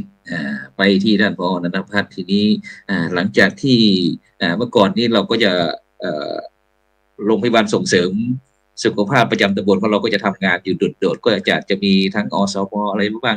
ทีนี้หลังจากที่เราได้เข้าร่วมโครงการหมู่บ้านรักษาศีล 5ต้นแบบที่บ้านตะข้าวก็ทีนี้เรารู้สึกว่าเรายังโดดเดี่ยวไหมหรือว่าเรามีการทำงานมีการปรับอย่างไรบ้างเนี่ยในการที่จะมีภาคีเครือข่ายมีหน่วยนั้นหน่วยนี้อะไรก็มาทำงานเนี่ยมันทำให้ลำบากหรือว่าทุกข์หรือว่าสะดวกสบายยิ่งขึ้นท่านผอ.นันทพัฒน์คุยให้ฟังหน่อยค่ะก็ตั้งแต่ที่มารับตำแหน่งที่ตำบลท่าข้ามนะคะก็ตั้งแต่มาก็คือได้รับเขาเรียกว่าได้รับมาการช่วยเหลือหรือว่าความอนุเคราะห์จากหน่วยงานต่างๆมาโดยตลอดนะคะแล้วก็ตั้งแต่เข้าร่วมหมู่บ้านรักษาศีล 5เนี่ยค่ะก็คือเวลามีกิจกรรมหรือกิจการใดๆอย่างเงี้ยค่ะที่เราจะดำเนินการในหน่วยงานของเราทุกภาคส่วนก็ให้ความร่วมมือที่ดีมาโดยตลอดอะค่ะก็ขออนุญาตยกตัวอย่างที่เห็นได้ชัดเกี่ยวกับการดำเนินงานหมู่บ้านศีล 5นะคะอย่างเช่นการจัดกิจกรรมเกี่ยวกับการรักษาศีลข้อที่3ก็คือหลังจากที่เราเข้าร่วมอะค่ะเราก็มีการจัดให้อบรมให้ความรู้กับนักเรียนวัยรุ่นเยาวชนนะคะเรื่องเกี่ยวกับเรื่องเพศศึกษาเรื่องเพศศึกษาเรื่องป้องกันการตั้งครรภ์ก่อนวัยอันควรอย่างเงี้ยค่ะพอเราได้มีภาคีเครือข่ายเรามีคุณครูมีผอ.โรงเรียนอย่างเงี้ยค่ะให้ความร่วมมือในการที่เราจะให้เข้าไปให้ความรู้ให้สุขศึกษาเงี้ยค่ะก็ทำให้ผลที่เห็นออกมาได้ชัดก็คือตำบลท่าข้ามของเราคือไม่มีเด็กนักเรียนนะคะที่ท้องก่อนวัยอันควรนะคะก็ตรงนี้ก็เป็นผลพวงมาจากการเข้าร่วมโครงการหมู่บ้านรักษาศีล 5นี้ด้วยค่ะอันนี้ที่เห็นได้ชัดนะคะแล้วก็มีอื่นๆอีกเยอะแยะแล้วก็บทบาทของอสม.เป็นอย่างไรบ้างได้มีการที่พัฒนาขึ้นหรือว่าพัฒนาลงหรือว่าพวกเราคุณหมอไม่น่าจะไปเข้าร่วมเลยทำให้หนูทุกข์มากเลยเนี่ยลำบากไม่มีเวลาอยู่กับบ้านกับมีบ้างไหมมีคนกระซิบบ้างไหมไม่เลยค่ะเพราะว่าเราทำงานร่วมกันทุกภาคส่วนอยู่แล้วค่ะอย่างหนูก็เคยเกรงใจพระคุณเจ้าพระอาจารย์เจเหมือนกันเพราะว่าก่อนหน้านี้เมื่อทำไมต้องเกรงใจคุณหมอทำไมต้องเกรงใจหนูส่งประกวดวัดส่งเสริมสุขภาพค่ะหนู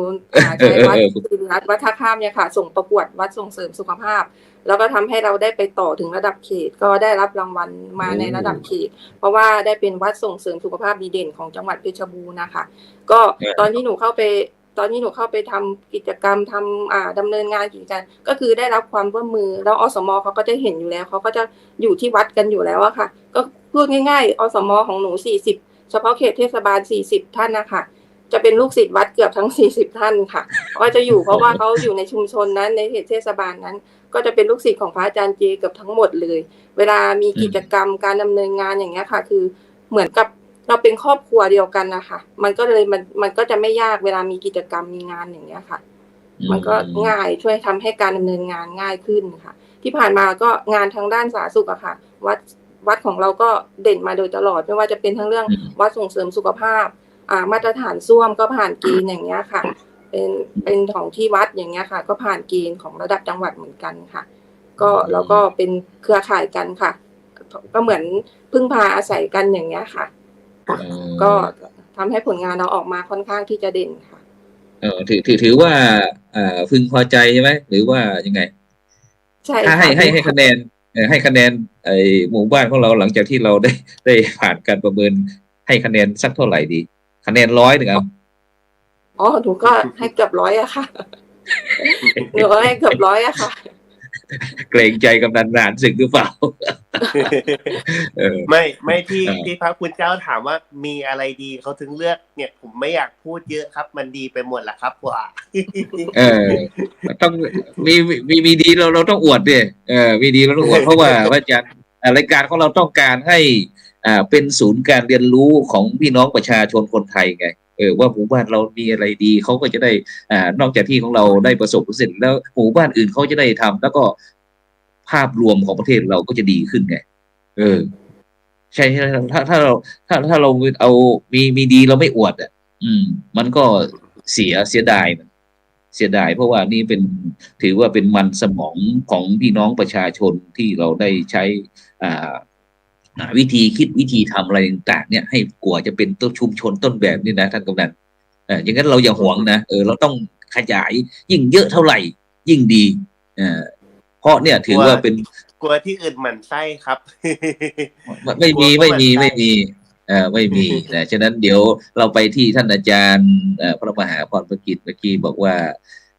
คุณโยมนันทพัฒน์บอกว่าเกรงใจซะเหลือเกินอะไรก็ไปที่พระอาจารย์อะไรก็ไปพระอาจารย์เป็นอย่างไรบ้างได้เข้าไปร่วมในฐานะที่เป็นภาคีเครือข่ายของหมู่บ้านรักษาศีล 5ต้นแบบบ้านหมู่ที่1บ้านตะคาบเป็นอย่างไรบ้างได้เข้าไปแล้วมีความพึงพอใจหรือยังหรือว่ายังต้องการพัฒนาต่อไปอีกนิมนต์ครับเปิดไมค์นี่ครับอาจารย์มหาครับโอเคก็มันเป็นปกติอยู่แล้วครับหน่วยงานต่างๆเราร่วมกันอยู่แล้วอย่างเนี่ยทั้งรพสตมีกิจกรรมอะไรเราก็ร่วมด้วยช่วยกันเพราะว่าเราก็ทางวัดก็อนุเคราะห์จะใช้การอบรมหรือว่าจะตรวจโรคตรวจอะไรนี้เราก็ช่วยเหลือซึ่งกันและกันอยู่แล้วอย่างวัดมีงานอะไรตรวจสุขภาพต้องเช็คพระประจำปีอย่างเงี้ยอสม.ก็ให้ความพร้อมตรวจพระให้ที่วัดเนี่ยแล้วก็กิจกรรมส่วนใหญ่คือมันถึงกันหมดเลยครับอาจารย์ถึงกันหมด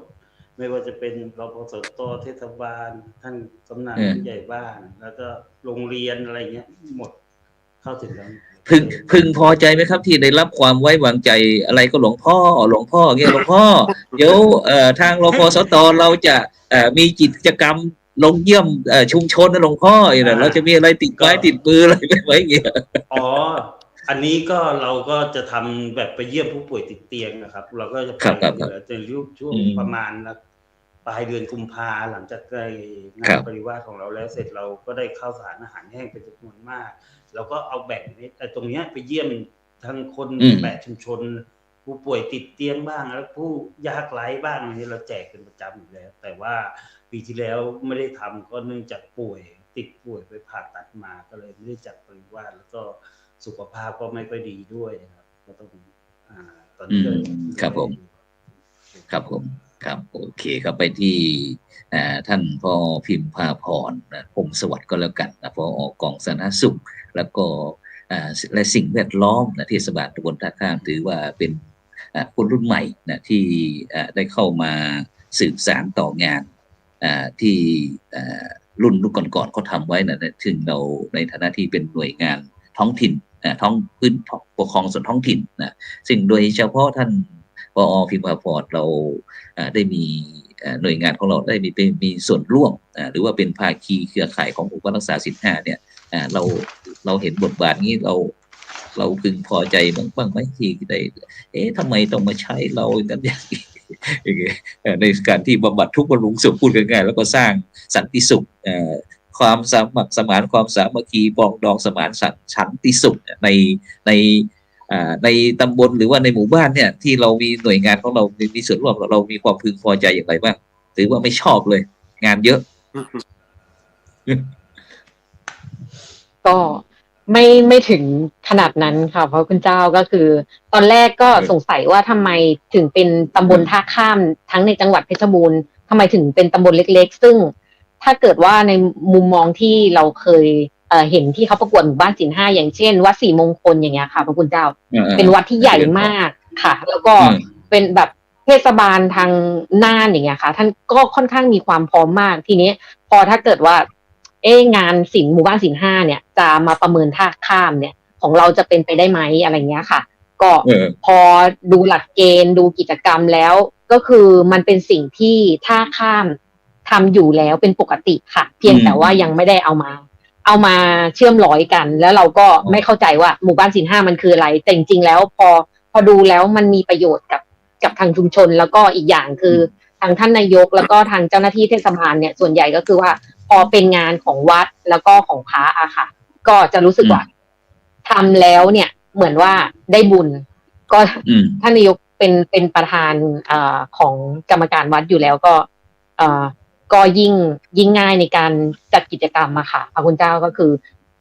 ทั้งนายกอบต.เองก็เป็นสายบุญค่ะก็จะมาร่วมกันหลังจากที่มีหมู่บ้านรักษาศีล 5แล้วเนี่ยหนูมองว่าตอนงานก็เหนื่อยจริงค่ะเวลาเตรียมงานเป็นงานที่มีความละเอียดอ่อนแล้วก็ต้องมีความเรียบร้อยแล้วก็มีความประณีตในงานแล้วก็เป็นงานที่ค่อนข้างใหญ่ค่ะแล้วก็ยากสำหรับคนจำนวนน้อยของท่าข้าม8ชุมชนประชากร 1,920 กว่าคนเนี่ยค่ะเป็นงานหนักเลยแล้วก็เจ้าหน้าที่ก็น้อยแต่เนื่องด้วยทางพระอาจารย์เจด้วยเวลาเราทางเทศบาลมีงานชุมชนมีงานอะไรเงี้ยเราก็จะไปยืมของท่านก็ไม่เคยปฏิเสธมันก็เหมือนเราใช้แรงกันนะคะพระคุณเจ้าหลังจากกิจกรรมนี้ก็คิดว่าเป็นผลดีค่ะแล้วก็รู้สึกดีใจมันจะทำให้ชาวบ้านที่เคยห่างหายจากวัดแล้วก็โควิดที่มันมาทำลายความสัมพันธ์ของคนในชุมชนรูปแบบชุมชนเปลี่ยนไปในช่วงโควิดจะทำให้ความสัมพันธ์ตรงนั้นระหว่างคนในชุมชนมันกลับมามันก็จะยิ่งทำให้ทางเทศบาลทำงานง่ายขึ้นค่ะในการทำงานกับชุมชนแล้วก็ผู้นำค่ะโอ้สาธุฉะนั้นเราไปที่พ่อกำนันก็แล้วกันพ่อกำนันหานศึกเมื่อได้ยินหน่วยงานภาคีเครือข่ายได้มาช่วยพวกเราถือว่าเป็นพูดง่ายๆอย่างท่านผอ.อิบาวาบอกว่าเหมือนกับไปเอาแรงเงี้ยเราช่วยกันเวลาวัดมีงานทางบ้านมาช่วยเวลาบ้านมีงานวัดก็ช่วยทั้งโรงเรียนมีงานบ้านทั้งวัดก็ไปช่วยเงี้ยทั้งบ้านทั้งวัดทั้งโรงเรียนส่วนราชการหรือว่าหน่วยปกครองส่วนท้องถิ่นเนี่ยทีนี้หลังจากที่เขาได้มาร่วมด้วยช่วยกันใน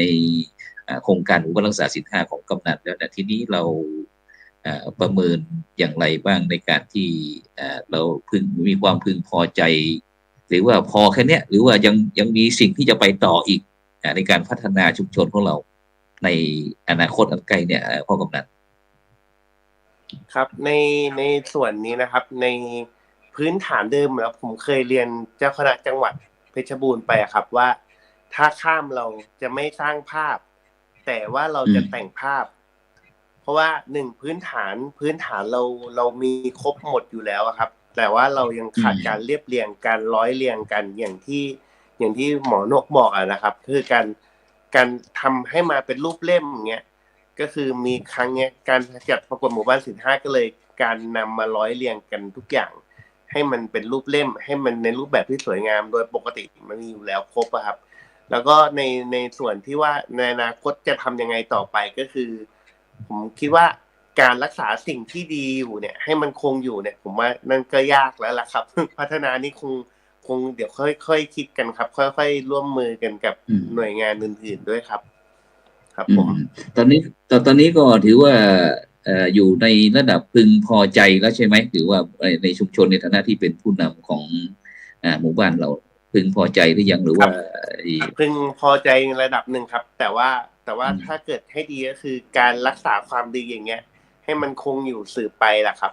ถึงจะดีที่สุดเพราะว่าตอนนี้ก็คือได้ดีระดับหนึ่งแล้วถือว่าดีแล้วครับ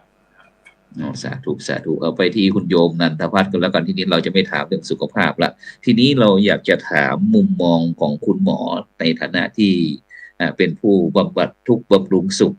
ส่วนมากนี่ถ้าคนสุขนี่เขาไม่ไปหาหมอหรอกนะแต่เวลาเขาทุกข์เมื่อไหร่เขาถึงจะไปหาหมอเหมือนกับพระคุณเจ้าเหมือนกันถ้าเขาสุขทีนี้เขาจะไม่ไปวัดแต่ถ้าทุกข์เมื่อไหร่เขาจะไปวัดเหมือนนั้นดังนั้นคุณหมอในฐานะที่เป็นหน่วยงานอีกองค์กรหนึ่งมองอย่างไรกับโครงการหมู่บ้านรักษาศีล 5ที่ทางรัฐบาลร่วมกับทางคณะสงฆ์ไทยเราได้ จัดโครงการเพื่อที่จะสร้างความปรองดองสมานฉันท์สามัคคีแล้วก็สันติสุขแบบยั่งยืนขึ้นเนี่ยคุณหมอมองเห็นอะไรในโครงการรักษาศีล 5นี้ไหมมีความพึงพอใจอย่างไรช่วยวิพากษ์วิจารณ์หน่อยตอบโจทย์ไหมโครงการเนี่ยถ้าในมุมมองของหนูนะคะก็ในการดำเนินกิจกรรมโครงการนี้ค่ะถือว่ามีความพึงพอใจอย่างมากนะคะแล้วก็จะเห็นได้จากการมีส่วนร่วมอันนี้ค่ะการมีส่วนร่วมคือเห็นได้ชัดหลังจากที่ดำเนินกิจกรรมนี้ค่ะการมีส่วนร่วมแล้วก็ความสามัคคีกันอย่างนี้ค่ะทุกภาคส่วนสามัคคีจากที่หน่วยงานนี้จะดูแลในเรื่องนี้นะหน่วยงานนี้ดูแลเรื่องนี้นะแต่พอเราได้มาทำกิจกรรมโครงการหมู่บ้านรักษาศีล 5ค่ะเราเหมือนเรามารวมกันแล้วเราไม่ได้แบ่งแยกเราไม่ได้อะไรกันแบบนี้ค่ะคือเหมือนเราร่วมด้วยช่วยกันด้วยความเต็มใจแล้วก็ความปลื้มปิติอะค่ะหนูก็เลยคิดว่าการที่จะรักษามาตรฐานแบบนี้ไว้แล้วก็อาจจะนำไปต่อยอดอย่างถ้าความคิดของหนูก็ตอนนี้เป็นหมู่หนึ่งของตำบลท่าข้ามใช่ไหมคะก็ในอีก10 หมู่ที่เหลือก็ในระหว่างที่ดำเนินกิจกรรมโครงการเนี้ยแต่ละหมู่เขาได้มาดูอยู่แล้วเขาได้มาร่วมทำกิจกรรมนี้อยู่แล้วเขาก็จะสามารถนำไปต่อยอดในแต่ละหมู่ของเขาได้อยู่แล้วเพราะว่าแต่ละหมู่ก็จะมีวัดทุกวัดอยู่แล้วแล้วก็การดำเนินงานหมู่บ้านรักษาศีล 5เขาก็ได้เห็นตัวอย่างเขาได้จากที่เขาไม่เคยได้เห็นเขาไม่เคยได้รู้ว่าค่ะว่าเป็นแบบไหนเมื่ออย่างที่หมอนกบอกว่าเรานำมาร้อยเรียงให้เขาได้เห็นแล้วเขาได้เห็นเชิงประจักษ์แล้วว่าเป็นแบบนี้แล้วมันส่งผลแบบนี้เขาก็สามารถนำไปต่อยอดในหมู่บ้านของเขาต่อได้อย่างเงี้ยค่ะหนูก็อยากให้เห็นในต่อยอดไปต่อแล้วก็เป็นศูนย์เรียนรู้แบบเนี้ยต่อไปให้กับเป็นศูนย์เรียนรู้ให้กับที่อื่นต่อไปได้อย่างเงี้ยค่ะประมาณนี้ค่ะเป็นศูนย์การเรียนรู้ชุมชนหรือว่าชุมชนต้นแบบเนาะเวลาใครที่ต้องการที่จะมาเรียนรู้อะไรสักอย่างหนึ่งก็ถ้าผมเรียกว่าเป็นได้ผ่านการประเมินโดยเฉพาะเรื่องการจัดระบบระเบียบอะไรต่างของหมู่บ้านรักษาศีล 5ซึ่งก็อย่างที่ทุกท่านได้เห็นว่าเราจะมีการมีกรอบมีเขตมีระเบียบมีเรื่องอะไรต่างๆซึ่งก็จะมีทั้งหน่วยงานทั้งส่วนราชการก็จะมีท่านผู้ว่าราชการจังหวัดบ้างท่านรองผู้ว่าราชการจังหวัดบ้างนายอำเภอบ้างเข้ามานะซึ่งทั้งแม้กระทั่งตำรวจทหารตำรวจก็ต้องเข้ามาเพราะว่าได้ทำ MOU อย่างที่คุณโยมหมอนันทพัฒน์ได้พูดนั่นแหละแต่ซึ่งตรงเนี้ยเป้าหมายก็คือในการที่เราจะได้มีการพัฒนาประเทศของเราโดยการนำโครงการรักษาศีล 5วัตถุประสงค์ก็คืออย่างนี้ที่ตามแผนยุทธศาสตร์ชาติ20 ปีที่ต้องการเห็นประชาชนที่รักกันเหมือนพี่ดีกันเหมือนน้องปรองดองกันเหมือนญาติซึ่งเกิดจากที่สังคมเราได้เกิดความคิดเห็นที่แตกต่างกันไปแล้วก็อาจจะมีการที่จะก้าวล่วงไม่ว่าจะเป็นเรื่องการแม้กระทั่งในการใช้สื่อนะคุณโยมนะในโครงการรักษาศีล 5การใช้สื่อการมารยาทในการพูดอะไรต่างๆเนี่ยฉะนั้นสิ่งเหล่านี้มันเป็นสิ่งที่ประเทศของเราไม่เคยได้พบได้เจอซึ่งไปที่คุณผอ.พิมพาพรก็แล้วกันว่าความคาดหวังกับโครงการรักษาศีล 5เนี่ยที่จะทำให้ชุมชนของเราไปถึงจุดนั้นที่หมายความแบบความสุขยั่งยืนบ้างไหมคุณหมอช่วยขยายนิดนึงแล้วก็ความพึงพอใจของคุณหมออยากเห็นอะไรจากโครงการหมู่บ้านรักษาศีล 5ที่เราเห็นเนี่ยอยากจะเห็นเพิ่มเติมอะไรอีก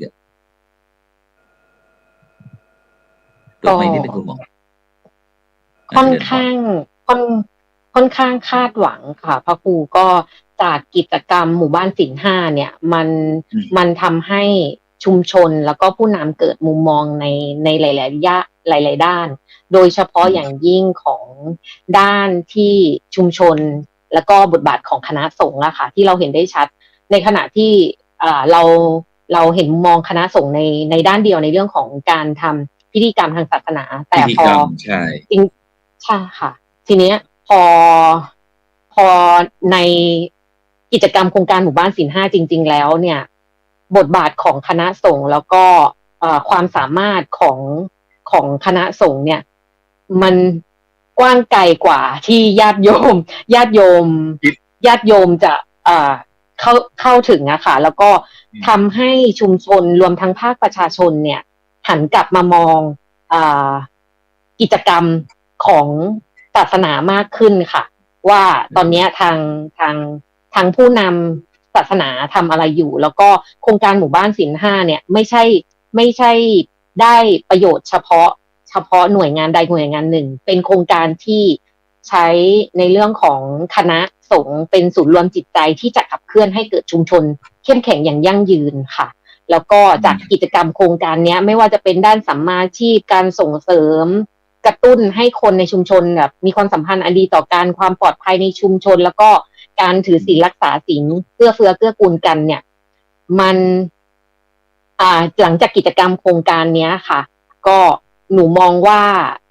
ภายภาคหน้าไม่ว่าเกิดการเปลี่ยนแปลงของสภาวะโลกหรือการเปลี่ยนแปลงของในชุมชนภายนอกของชุมชนท่าข้ามอย่างไรเราเชื่อว่าจากกิจกรรมวันนี้มันทำให้ท่าข้ามสามารถรับมือต่อความเปลี่ยนแปลงของโลกแล้วก็ตำบลท่าข้ามสามารถอยู่ได้ภายใต้สภาวะความกดดันต่างๆค่ะมองแล้วก็อาจจะเป็นพอเชิญไม่ว่าจะอย่างเช่นสมมติว่าถ้าเกิดภัยพิบัติเนี่ยเราเชื่อว่าท่าข้ามเองก็มีรูปแบบการประสานงานแล้วก็วิธีการรับมือเนื่องจากการจัดกิจกรรมโครงการหมู่บ้านศีลห้าเนี่ยการเตรียมงานเนี่ยทางคณะหนเหนือค่ะท่านค่อนข้างมีรูปแบบการจัดงานแล้วก็วิธีการปฏิบัติที่ชัดเจนซึ่งกระบวนการของโครงการหมู่บ้านศีลห้าเนี่ยได้สอนเจ้าหน้าที่ได้สอนผู้นำได้สอนชุมชนในการร่วมงานกันในการทำงานกันในการแบ่งหน้าที่กันไปเรียบร้อยหมดแล้วหลังจากที่โครงการออกไปสิ่งที่จะเกิดขึ้นก็คือชุมชนของเราเนี่ยจะเป็นต้นแบบจะเป็นรูปแบบที่สามารถเป็นถ่ายทอดให้กับชุมชนอื่นที่เข้ามามีส่วนร่วมมาดูงานได้แล้วหนูก็เชื่อว่าจาก1 หมู่ค่ะมันจะขยายอย่างที่ท่านผอ.บอกแล้วก็คงไม่ขยายแค่ตำบลเพราะว่าหลังจากที่เกิดกิจกรรมนี้ขึ้นทั้งท่านในอำเภอท่านผู้ว่าแล้วก็หลายๆตำบลนะคะที่เราไปประสานงานแล้วก็ขอความช่วยเหลือเนี่ยก็ได้เข้ามามีส่วนร่วมค่ะน่าจะ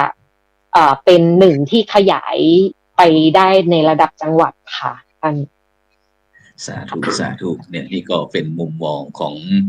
คุณโยงพิมพาพรพงศ์สวัสดิ์ผู้อำนวยการกองสาธารณสุขและก็สิ่งแวดล้อมเทศบาลตำบลท่าข้ามพร้อมทั้งคุณหมอนันทพัฒน์ชอบสะอาดแค่ชื่อนามสกุลนี่ก็สบายแล้วชอบสะอาดไม่ต้องบอกนะซึ่งบรรดาท่านผู้ฟังท่านผู้ชมทุกท่านนะซึ่งในขณะนี้ก็ติดตามรายการสังฆพัฒนาเพื่อประชาชนบทบาทพระสงฆ์ในยุค New Normal นะซึ่งเป็นยุค 4G 5G อะไรต่างๆซึ่งคุณหมอก็ได้บอกว่าเมื่อก่อนนี้ก็มีแต่จะไปสอบถามพระคุณเจ้านะแต่เวลามีการตรวจเยี่ยมกันตอนนี้พระคุณเจ้าต้องมาสอบถามแม้กระทั่งบางครั้งก็ท่านผู้ว่าบ้างท่านผู้กำกับบ้างเจ้าคณะจังหวัดบ้างก็ต้องมาตอบคณะกรรมการนะซึ่งนี่ก็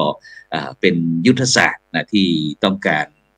สร้างภาวะผู้นำให้กับชุมชนโดยเฉพาะโครงการรักษาศีล 5อย่างพวกเราทุกคนนี่ก็เช่นเดียวกันวันนี้เราก็ได้มีโอกาสได้มาศึกษาวิชาก็คือเทคโนโลยี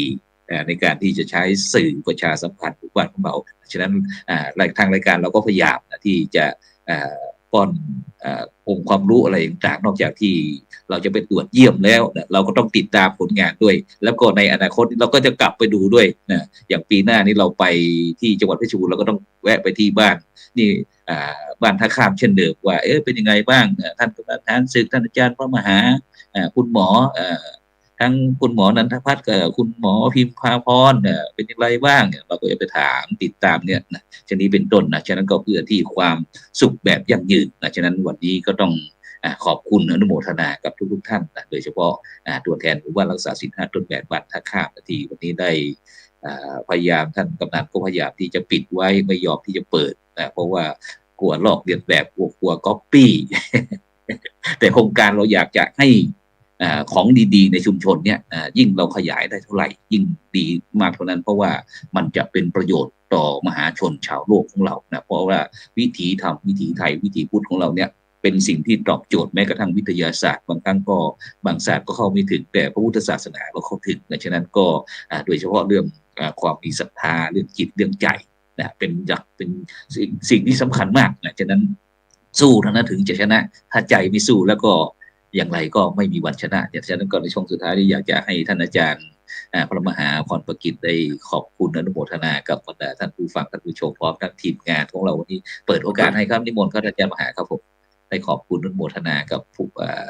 ภาคีเครือข่ายเราหน่อยนิมนต์ครับเปิดไมค์นิดครับอาจารย์มหาเปิดไมค์นิด